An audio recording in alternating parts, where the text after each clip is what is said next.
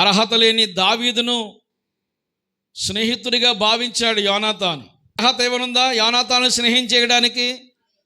అతనేమో రాజకుమారుడు, ఇతను ఒక సామాన్యమైన గొర్రెల కాపరి. అలాంటి గొర్రెల కాపరితో యోనాతాను స్నేహించేయగలిగాడంటే ఆ మనసు ఎంత గొప్పది. యోనాతాను ఒకసారి తండ్రి తప్పు చేస్తూ ఉంటుంటే దావీదును చంపాలని ఒక ఆలోచన కలిగి 3000 మందిని యోధులను ఏర్పాటు చేసుకుని దావీదు మీద దండెత్తి దావీదుని చంపడానికి తిరుగుతూ ఉంటుంటే తండ్రిని డైరెక్ట్గా ఒక దినాన్ని ఎదుర్కొని దావీదు ఏ తప్పు చేశాడు? రాజా, నువ్వు తప్పు చేస్తున్నావు, ఇది నీకు మంచిది కాదు. ఒక నిర్దోష, ఒక నీతిమంతుడు, నిందారహితుడు, నిత్యము నీ క్షేమం కోరే దావీదుని ఎందుకు నువ్వు చంపాలని తిరుగుతున్నావని డైరెక్ట్గా తండ్రిని, అంటే రాజు దగ్గరికి కొడుకైనా కానీ డైరెక్ట్గా వెళ్ళి మాట్లాడకుండదు. కానీ యోనాతాను మాట్లాడగలిగాడు. స్తోత్రం కలిగాక. ఎంతటి మంచి మనసు! యోనాతాను దావీదు నిమిత్తము శ్రమ పొందాడు. ఈ 3 విషయాలు మనం జ్ఞాపకం చేసుకున్నాం. యోనాతాను ఎవరి నిమిత్తం శ్రమ పొందాడు? దావీదు నిమిత్తం శ్రమ పొందాడు. దావీదు నిమిత్తం శ్రమ పొందాడు. యోనాతాను కొరకు కాదు, తన కొరకు శ్రమ పడలేదు. దావీదు నిమిత్తము శ్రమ పొంది, దావీదు నిమిత్తము దుఃఖపడి, ఆహారం మాని యోనాతానును కూడా చంపడానికి ఈటు విసిరాడు సౌలు. ఎవరి నిమిత్తం అనంటే దావీదు నిమిత్తం. కారణం లేకుండానే హింసించబడ్డాడు, చిత్రహింసలు చేయబడ్డాడు.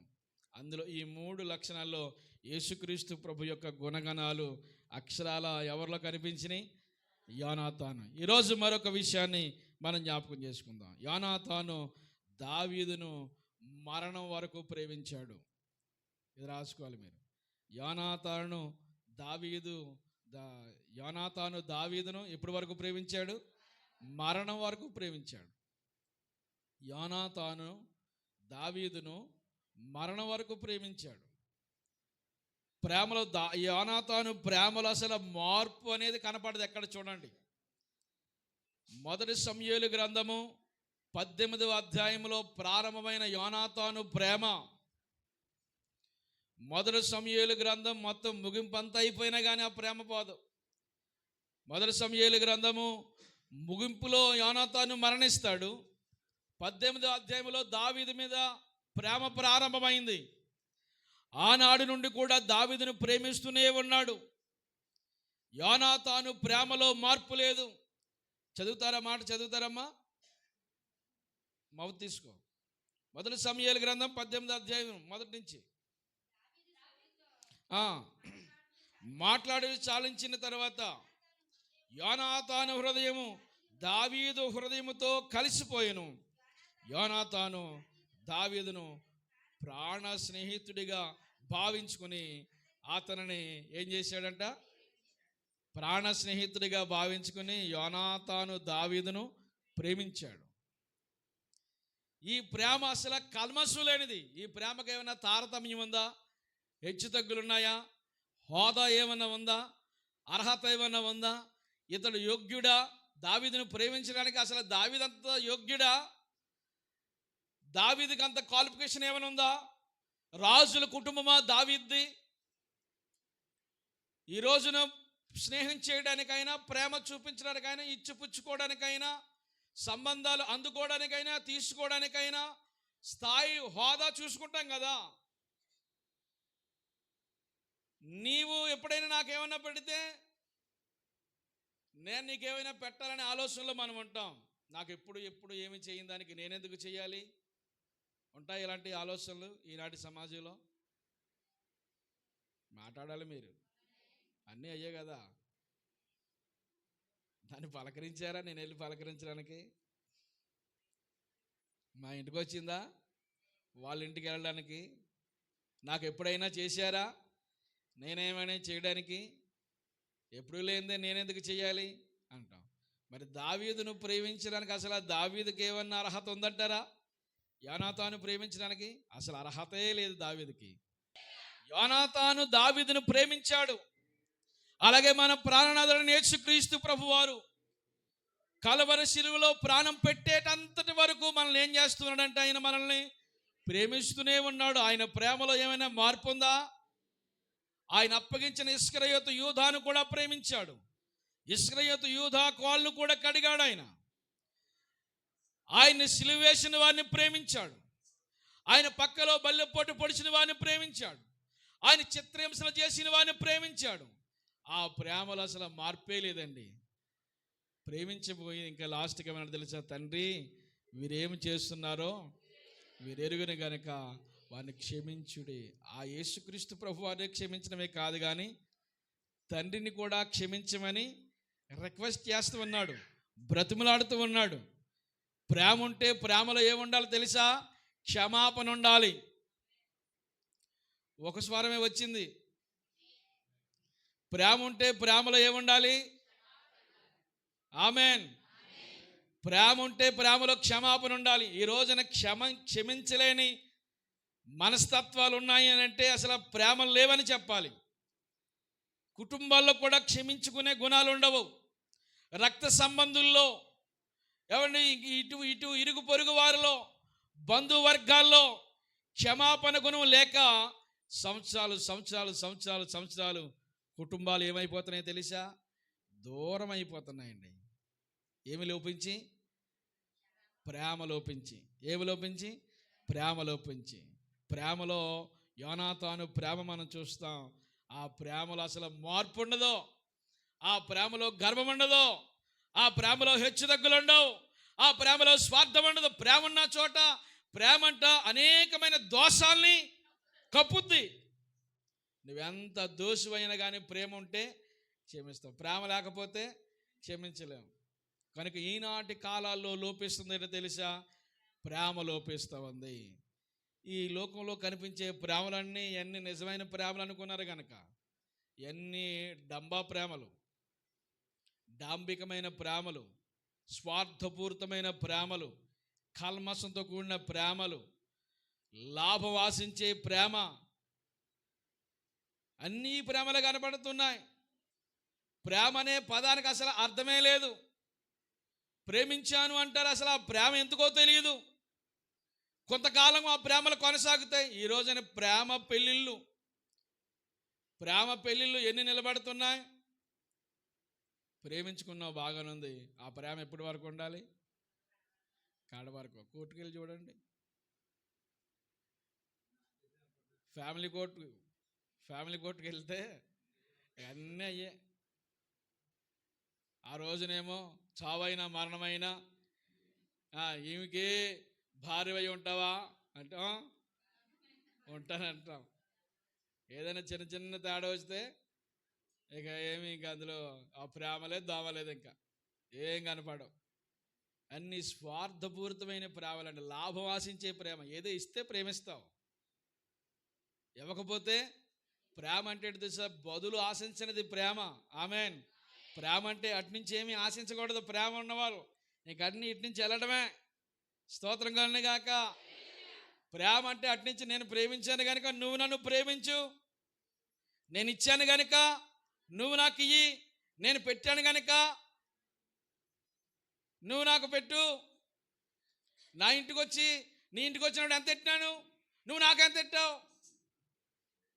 కట్నాలు పెళ్ళిళ్ళకి వెళ్ళి రాయించుతాం కదా, అందులో వీళ్ళు ఎట్టిన దానికి ఏమైనా కొంచెం తేడా వచ్చిందంటే అవి కూడా చాలాసార్లు చూశానండి నేను.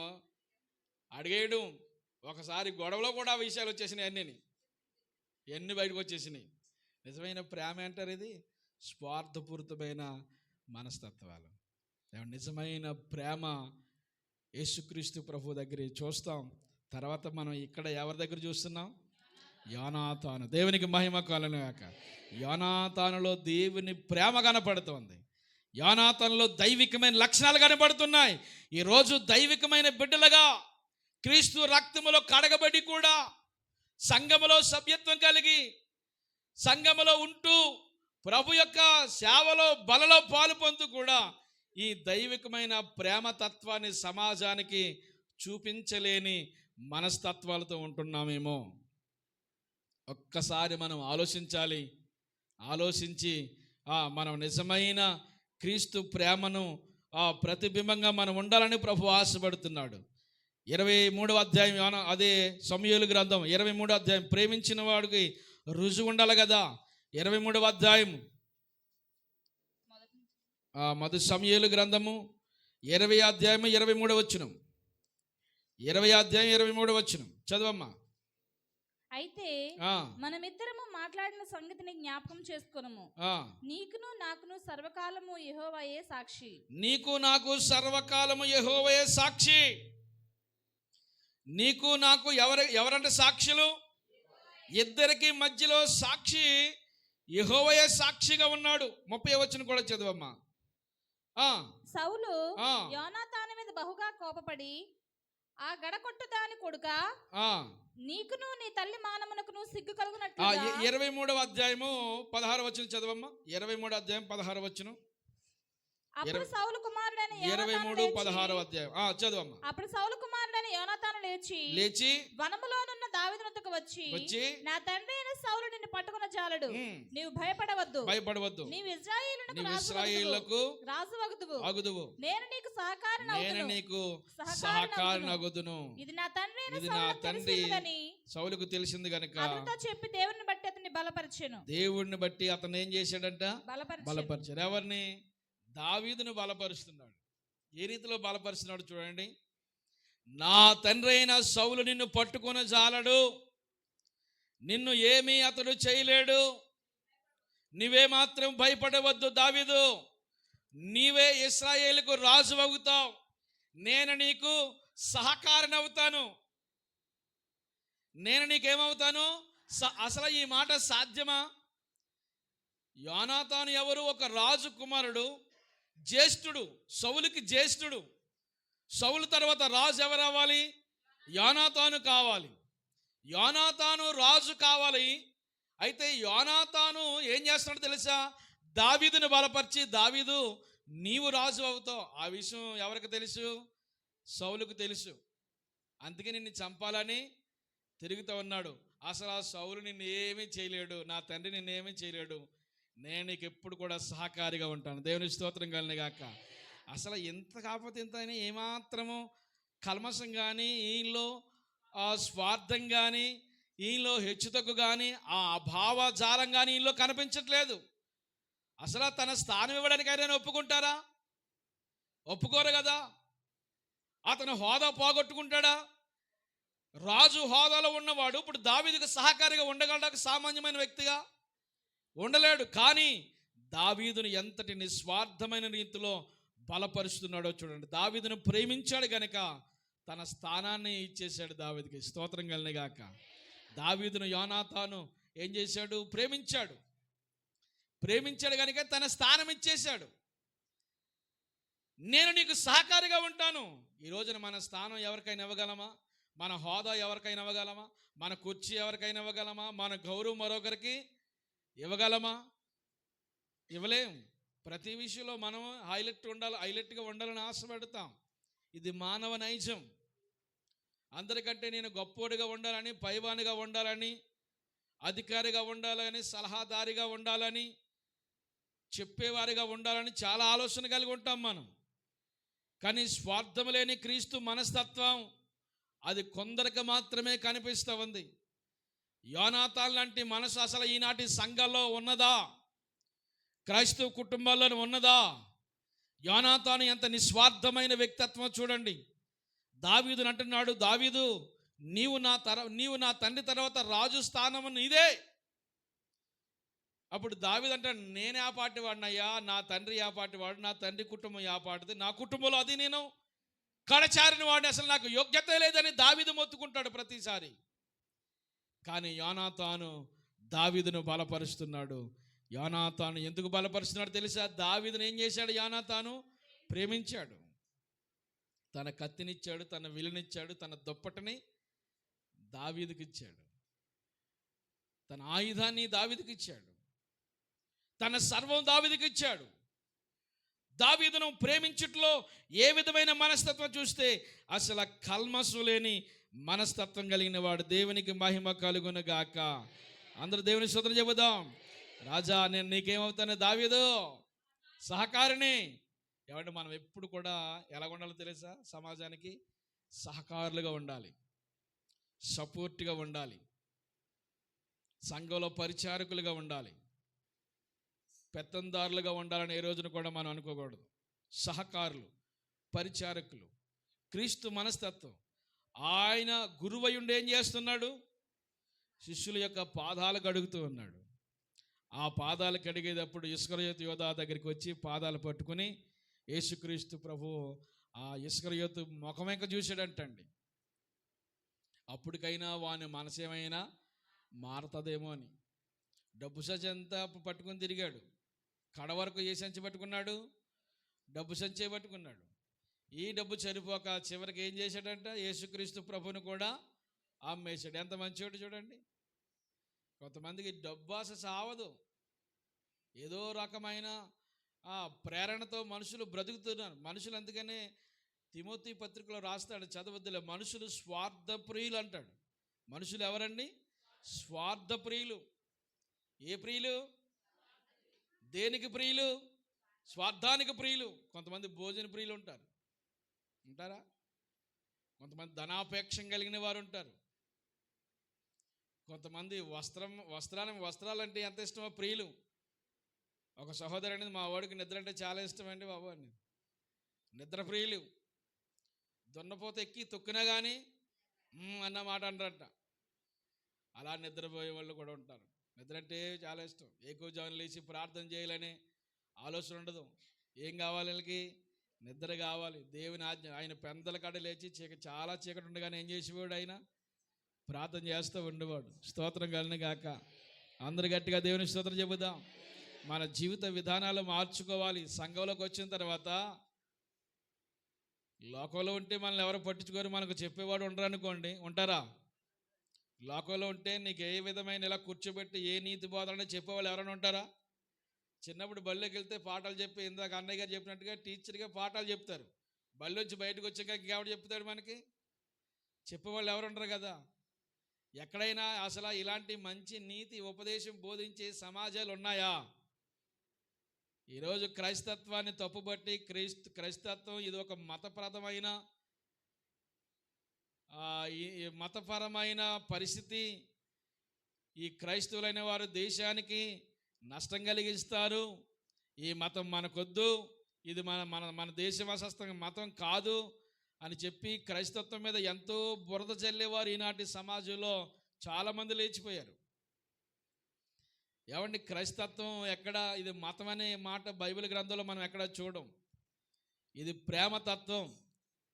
నేను మిమ్మల్ని ప్రేమించినట్లుగా మీరును కూడా ఒకరినొకరు ప్రేమించుకోండి అని ప్రభు చెప్పాడు. ఆయన ప్రేమ ఎప్పటి వరకు ప్రేమించాడు మనల్ని? ఆయన మరణం వరకు. ఆమేన్. చివరి రక్త బొట్టు కారే వరకు ప్రేమిస్తున్నాడు. ఆ చివరి క్షణంలో కూడా సిలువలో ఉన్న దొంగను ప్రేమించాడు.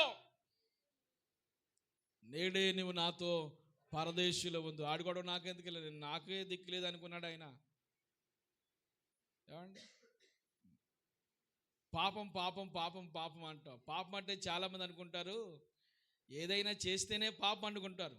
యాకోబు పత్రికలో ఒక మాట ఉంటుంది, చేయగలిగిన సహాయం చేయకపోవడం కూడా పాపమేనంట. ఇతరులకై చేయగలిగిన సహాయము కలిగి ఉండి, కలిగి ఉండి సహాయం చేసే అవకాశం ఉండి కూడా చేయకపోవడమే పాపం. మన జీవితము దేవునికి అనుకూలంగా మార్చబడాలి. యోనాతానులో చూడండి, ఎంతటి నిస్వార్థమైన ఈ బోధలన్నీ మాకు పెద్ద అవసరమేం కాదు అని అనుకోవద్దు మీరు. దేవుడు లేకపోతే మనం అసలు లేనట్టే. ఇందాక తండ్రి లేనివారు అని ఉంది కదా. ఎవరో తండ్రి లేనివారు అనుకుంటే అమ్మా నాన్న లేనివారు ఏమనుకుంటాం మనం. అమ్మ లేనివారు తండ్రి లేనివారు కాదు. దేవుడు లేకుండా తిరిగేవారే నిజమైన అనాథులు. వారే వెధవరాళ్ళ గురించి బైబిల్ గ్రంథంలో ఉంటుంది. వెధవరాళ్ళు అంటే భర్త లేని వారు వెధవరాళ్ళు ఏమనుకుంటాం మనం. వాళ్ళు కాదు, నిన్ను సృష్టించిన వాడు. చెప్పండి మీరు, నీకు భర్త అయి ఉన్నాడు. ఆమేన్. ఒకవేళ ఈ లోకంలో భౌతికంగా శారీరకంగా లేకపోవచ్చేమో కానీ నిన్ను భరించేవాడు, భరోసా ఇచ్చేవాడు, పోషించేవాడు మనకున్నాడు. స్తోత్రం కలిగిన గాక. ఈ లోకంలో ఏ బంధాలు దూరమైనా దాని గురించి భయపడద్దు. ఒకవేళ దేవుడు దూరం అయితే భయపడాలి. దేవునికి దూరంగా ఉంటే మన జీవితంలో ఆందోళన చెందాలి. దేవుడు ఒకవేళ మనకు దూరం అయిపోతుంటే ఆ యొక్క ఎడబాటు మనము వర్ణనాతీతం. అది దేవుణ్ణి విడిచి లోకంలో తిరగొద్దు, పాపలు ఉండొద్దు, సమాజంలో ఉండొద్దు. స్వార్థానికి ప్రియులుగా, పాపానికి ప్రియులుగా, లోకానికి ప్రియులుగా, వ్యసనాలకు ప్రియులుగా ఉండొద్దు. దేవుని వాక్యానుసారమైన నిస్వార్థమైన మనస్తత్వాన్ని ఈనాటి సమాజానికి మనం చూపించాలి. దేవుడు లోకాన్ని నోరులు ఏమైపోయినాయమ్మా, చెప్పలేరా మాట? ఏమైపోయినాయి నోరు? చెప్పండి. దేవుడు లోకాన్ని అన్నప్పుడు ఏం చేయాలి మీరు? దేవుడు లోకాన్ని ఎంతో ప్రేమ. ఎంత ఏమని చెప్పను, ఎంతని చెప్పను, ఎంతని చెప్పుతావు ఆ ప్రేమ? నీ పాడలేనంత ఆకాశమంతా. ఆ జీవితాంతం ఈ ప్రేమ గురించి పాడినా చెప్పినా అసలు ఆ ప్రేమను వర్ణనాతీతం. అది దేవునికి మహిమ కలుగును గాక. ఆ ప్రేమలో మనం ఉన్నామనే సంగతి మరవద్దు. ఈరోజు దేవుడు మనల్ని ప్రేమిస్తున్నాడు కనుకే కుటుంబాలతో క్షేమంగా ఉన్నాం. నా అంత వ్యక్తి లేడు, నేను ఎలాగ అనుకుంటాం. చిన్నది ఏదైనా ఇన్సిడెంట్ జరిగింది అనుకోండి, ఒక చిన్న బలహీనత మన శరీరంలో ఏర్పడింది అనుకోండి, మన శరీరంలో అల్పమైన స్వల్పమైన అవయవాలు ఉంటాయా? ఎన్నికలేని అవయవాలు. ఆ అవయవం బలహీనమైన కానీ తట్టుకోలేము మనం. అవి బలహీనమైన తట్టుకోలేము. దేవుడు లేకుండా మన జీవితాన్ని ప్రారంభించొద్దు, ముగించొద్దు, ప్రయాణం చేయొద్దు. ప్రతిరోజు దేవునితో మనం మమేకం అయిపోతూ ఉండాలి. కృతజ్ఞత భావం కలిగి దేవుని సన్నిధిలో ఉండాలి. దేవుని సన్నిధిని నిలిచి లోకంలో తిరగొద్దు. ఒక మాట చెప్తాను. ఆదివారం అందరికీ సెలవు దినం అనుకుంటారేమో, క్రైస్తవులకి సెలవు దినం కాదు ఇది. ఏంటి మరిది? Working day. ఈరోజు మనకి ఈ రోజంతా చాలా బిజీగా. ఎందులో బిజీ? వండి తినడంలో బిజీయా? లేకపోతే ఏవో తెచ్చుకోవడంలో బిజీయా? కాదు. ఈరోజు మనం ఎందులో బిజీ అవ్వాలి? దేవుని సన్నిధానంలో ఆరాధించడానికి, వాక్యం నేర్చుకోవడానికి, పాడడానికి, ప్రభువుకి కృతజ్ఞత తెలియచేయడానికి, సాక్ష్యంగా చెప్పి ఇతరుల్ని బలపరచడానికి, మోటివేషన్ చేయడానికి, అందుకొరకు ఈ దినాన్ని దేవుడు మనకి ఇచ్చాడు. ఇది ప్రభు దినము. ప్రభు దినమందు మనం పరవశులైపోవాలి. చప్పటి కొట్టి దేవుని స్తోత్రం చెబుదాం. ప్రభు దినమందు పరవశులు అంటే ఎందులో పరవశులు? లోకంలో పరవశులా? తిని త్రాగట్లో పరవశులా? ఎందులో పరవశులైపోవాలి? ఆత్మలో పరవశులైపోవాలి. ఆమేన్. ఆత్మలో పరవశులైపోవాలి. దేవుని వాక్యము ధ్యానిస్తూ ఉండగా కొవ్విన మెదడు నాకు దొరికినట్లుగా అలాంటి అనుభూతిని నాకు కలుగుతుందని దావీదు అంటూ ఉన్నాడు. జుంట తేనె దారల కంటే మధురమైన దేవుని వాక్యము.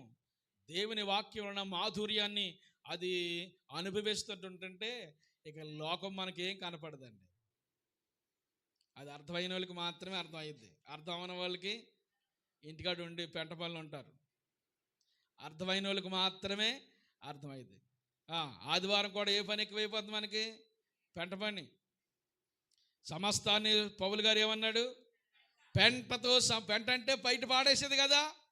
ఈ లోకంలో ఉద్యోగమా, ఈ లోకంలో పదవా, ఈ లోకంలో ధనమా, ఈ లోకంలో హోదా, ఈ లోకంలో ఏ ప్రఖ్యాత ఏది కానీ పౌలు గారికి ఉన్న టాలెంట్స్ ఈ రోజుల్లో ఉన్న సమాజంలో ఉన్నవారికి ఎవరికి ఉండదు. ఆయన ధర్మశాస్త్ర పండితుడు, రోమ పౌరత్వం కలిగిన వాడు, యూదుడు, ఇశ్రాయేలీయుడు, ఎవరిని పరిచయ దగ్గరకు చెందినవాడు, గమానియేలు పాదాల దగ్గర ధర్మశాస్త్ర క్షుణ్ణంగా నేర్చుకునేవాడు, విశ్వవిద్యాలయాల్లో గొప్ప చదవరి. చాలామంది ఆనాడు ఏమైనా స్టేట్మెంట్ ఇచ్చారంటే పౌలు గారి గురించి, ఇతనికి అధిక విద్య వల్ల పిచ్చి పట్టిందని పౌలు గారి గురించి మాట్లాడారు. ఎన్ని హోదాలో, ఎన్ని బిరుదులో. నువ్వు రోమీయుడివా అని అడిగితే, నేను రోమీయుడిని. ఈ రోమా పౌరత్వం నీకు ఎలాగొచ్చిందని అడుగుతాడు ఒక్కొక్క వ్యక్తి. నేను చాలా ద్రవ్యం ఇచ్చి రోమా పౌరత్వాన్ని సంపాదించుకుంటే, ఈయనేమంటాడు? నేను పుట్టుకతోనే రోమీయుడిని అంటాడు.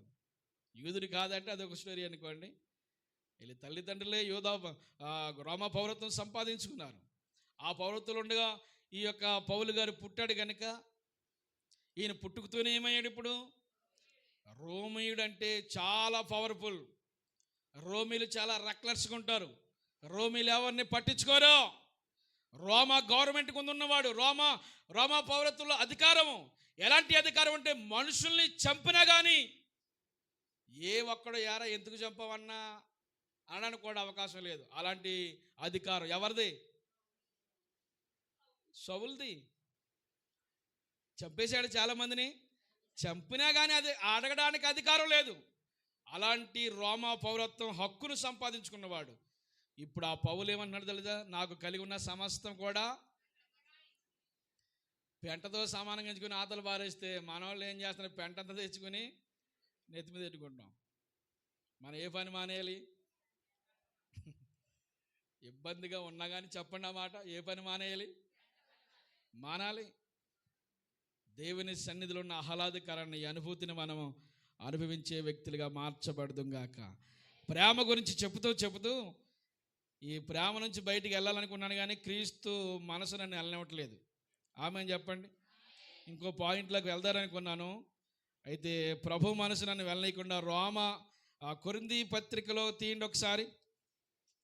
మొదటి పత్రిక 13వ అధ్యాయము మొదటి నుంచి కొన్ని వచనాలు. అక్కడ ప్రేమ గురించి చాలా విపులంగా పౌలు గారు, ఇదే పౌలు గారు, ఇప్పుడు వరకు మనం మాట్లాడుకున్న పౌలు గారే కొరింథీలో ఉన్న సంఘముతో చెబుతున్న మాటలు చదవండి ఒకసారి. మనుషుల భాషలతో దేవదూతల భాషలతో నేను మాట్లాడినను ప్రేమ లేని వాడనైతే మోగడి కంచును గనగనలాడు తాళమునై యుందును. ప్రేమ లేని వాడనైతే మనుషుల భాష, దేవదూతల భాష.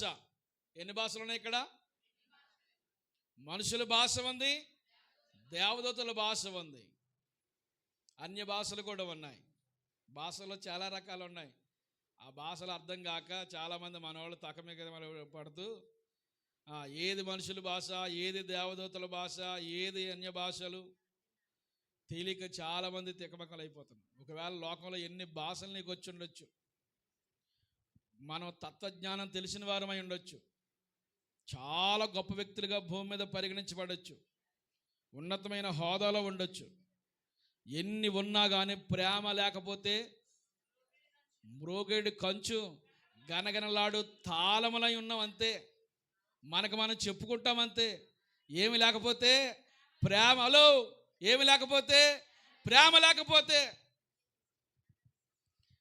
లేకపోతే అనేకమైన లోపాలు వస్తాయి. ఈ రోజున ప్రేమ సమాజంలో కొదువైపోతుంది. అక్రమ విస్తరించడం చేత అనేకులున్న ప్రేమ ఏమవుతుందంటే చల్లారిపోతా ఉంది. ఈ రోజున ప్రేమ లేని మనస్తత్వాలు లోకంలో కనపడుతున్నాయి. ప్రియ సహోదరి సహోదరుల, మన ఎంత గొప్ప వ్యక్తిని, పొరుగు వ్యక్తిని, తోటి వ్యక్తిని, మనిషిలా చూసే మనస్తత్వాలు కలిగి ఉండాలి. ఎదుటి వ్యక్తికి అవసరమైతే మన అవతల వ్యక్తి కొరకు త్యాగం చేసే వ్యక్తులుగా మనం ఉండాలి. ప్రేమలో త్యాగం ఉంటుందా? ఉంటుంది. ఇంకేముంది? చదవమ్మా. ప్రవచించు కృపావరములు మర్మములన్నీయు జ్ఞానమంతయు ఎరిగిన వాడనైనను కొండలు పగలించగలిగిన పరిపూర్ణ విశ్వాసం గలవాడనైనను ప్రేమ లేకపోతే వ్యర్థుడంటే అన్నయ్య గారు చక్కటి తర్జుమా చేశారు.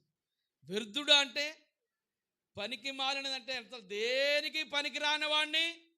అప్పుడప్పుడు తిడతారు కదా పెద్దవాళ్ళు, తిట్టేవారు. ఈ పదాలు ఇప్పుడు తక్కువైనయేమో. పనికి మాలిన వాడా అని తిట్టేవారు.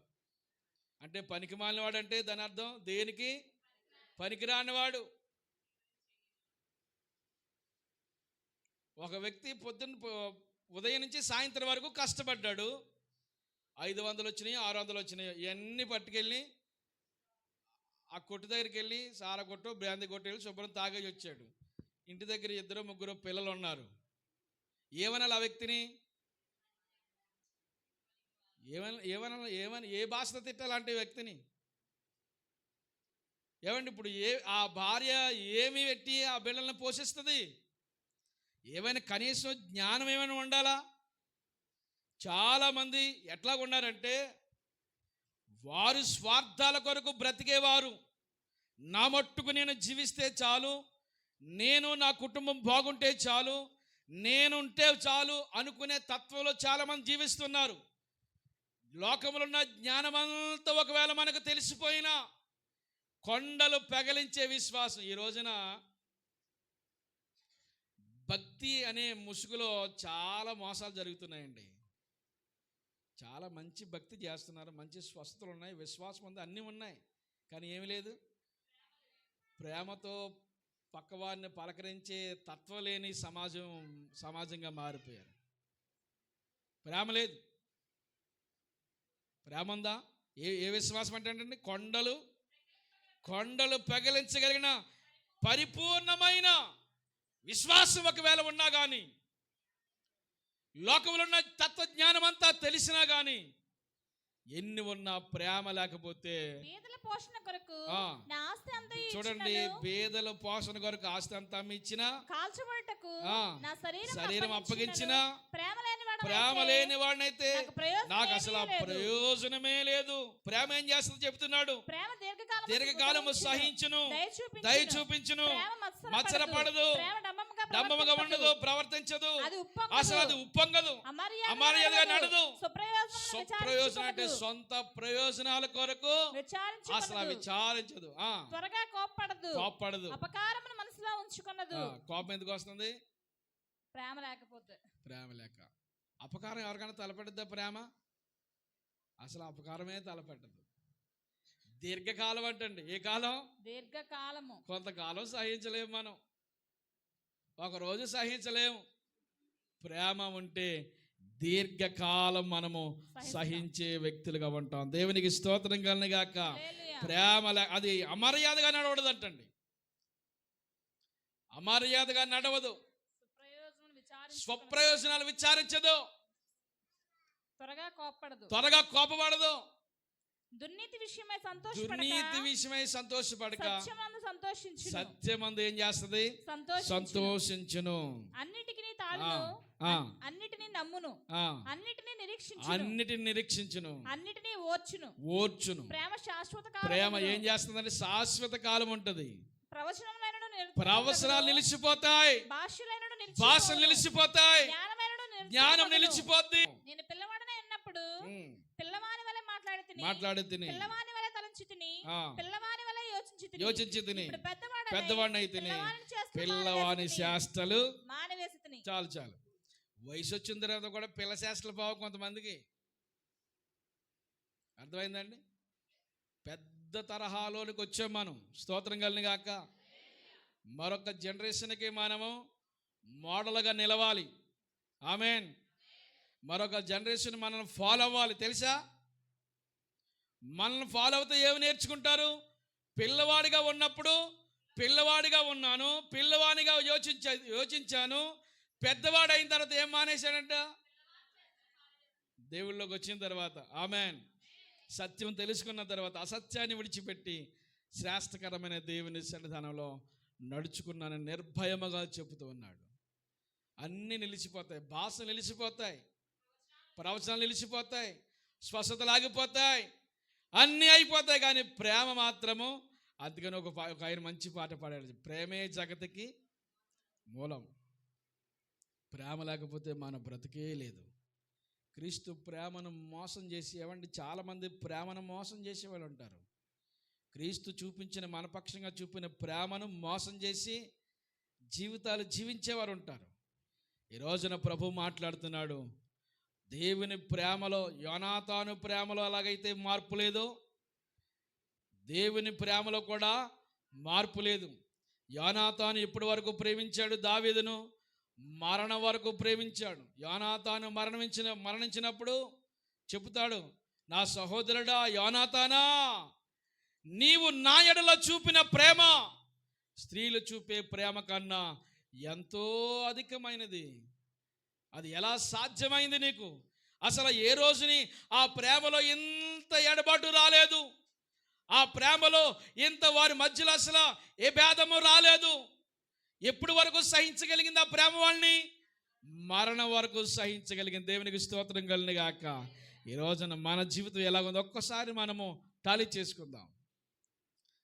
దేవుడు మన పక్షంగా దీర్ఘకాల ప్రేమ చూపిస్తూ ఉంటుంటే ఆ ప్రేమను మనం సులకనం చేసి ప్రేమను మనము ఈ రోజున అర్థం చేసుకోలేకుండా దేవునికి వ్యతిరేకంగా సమాజంలో తిరుగుతున్నామేమో, దేవునికి కోపం పుట్టించే రీతిలో మన జీవితం, మన వైఖరి ఉందేమో, నిస్వార్థమైన దేవుని ప్రేమను మరిచే వ్యక్తిగా ఒకవేళ ఉంటున్నామేమో. ఎంత ప్రేమ చూపించినా, దేవుడు ప్రేమ చూపించిన కానీ ప్రేమను గుర్తెరగలేని అంధత్వంలో చాలామంది ఉండిపోతున్నారు. ఈ యుగ సంబంధమైన దేవత అవిశ్వాసులైన మనోనేత్రాలకి గుడ్డితనం కలిగిస్తున్నాడు. ఈ యుగ సంబంధమైన దేవత మన జీవితం మార్పు రావాలని ప్రభు ఆశిస్తున్నాడు. ఈ లోకానికి ఆయన ఏ ప్రేమ చూపించాడు అని అంటే స్వార్థము లేని ప్రేమతో మనల్ని ప్రేమించాడు. నేను మిమ్మల్ని ఎలాగైతే ప్రేమించానో మీరును ఒకరినొకరు ప్రేమించుకోండి. ఈరోజు అసలు క్రైస్తవ సంఘాల్లో కక్షలు ఎక్కువైపోయినాయి, భేదాలు ఎక్కువైపోయినాయి. ఒకరికొకరు మాట్లాడుకోరు, ఒకరికొకరు ప్రేమించుకోరు, ఒకరికొకరు పలకరించుకోరు. ఒకరింటికాడ ఒకరైతే రాలేని మనస్తత్వాలు, ఒకరింటికాడ ప్రార్థన అయితే ఇంకొకరు రారంట, ఒకరింటికి అయితే వీళ్ళు వెళ్ళారంట. అసలు నిజమైన ప్రేమ ఉందా? ఇలా దెయ్యాలా? అసలు క్రీస్తు బిడ్డలా?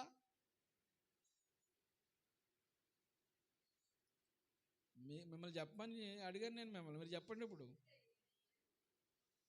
మిమ్మల్ని చెప్పమని కాబట్టి మీరు చెప్పాలి. దెయ్యాలా క్రీస్తు బిడ్డలా వీళ్ళు? దెయ్యం మనసు, అది దెయ్యం మనసు. దెయ్యం మనసు పోతేనే దేవుని ఆత్మ మనలోకి వస్తుంది. ఆమేన్.